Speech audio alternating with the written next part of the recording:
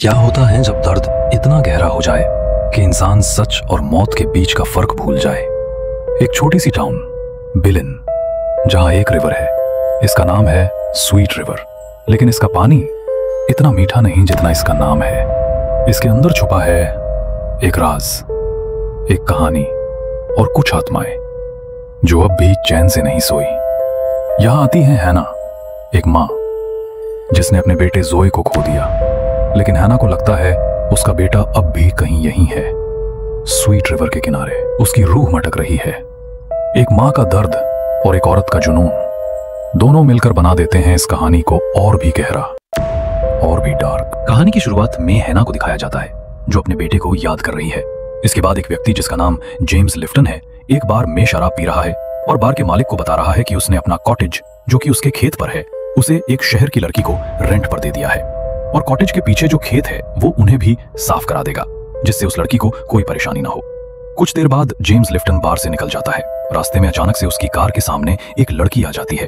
Lifton torch लेकर बाहर निकालता है, लाइट घुमाता है, इधर उधर कोई नहीं दिखता है, लेकिन जेम्स जैसे ही पीछे मुड़ता है उसे खेतों के अंदर कोई खींच लेता है। अगली सुबह उसकी लाश नदी में मिलती है। यहीं पर हैना को दिखाया जाता है जो उस टाउन में पहुंच चुकी है। हैना ही शहर की लड़की होती है जिसे जेम्स ने कॉटेज किराए पर दिया है। हैना जेम्स को फोन लगती है, लेकिन फोन नहीं लगता है। उसे नहीं पता कि जेम्स मर चुका है। हैना देखती है कि कॉटेज के पास एक घर है, वो वहां जाती है।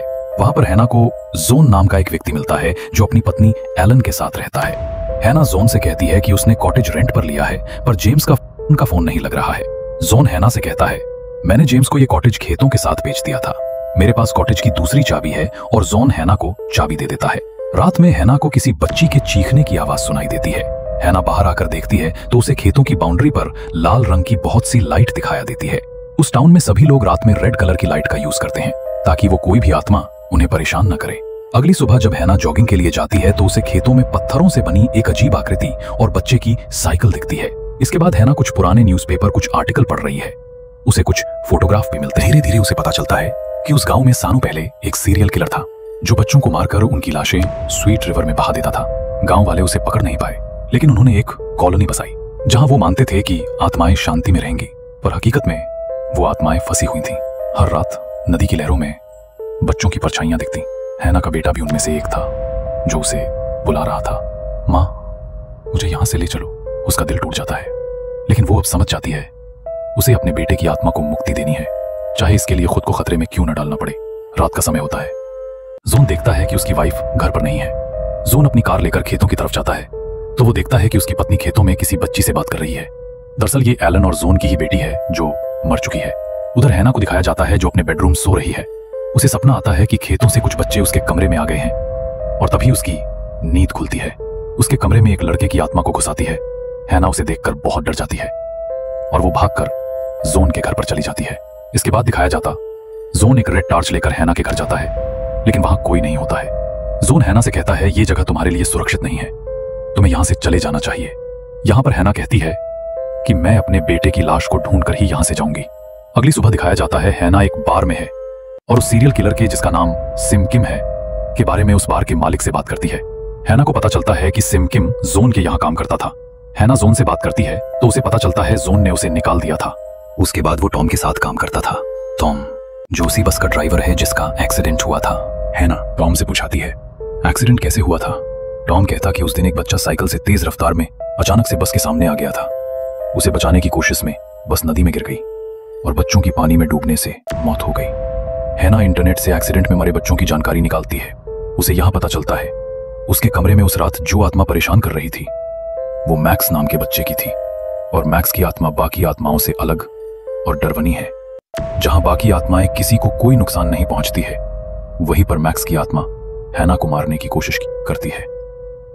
दरअसल सभी बच्चों के माता पिता उनसे मिलने आते हैं, लेकिन मैक्स से उसकी मौत के बाद मिलने कोई नहीं आया, इसलिए वो ऐसा कर रही है।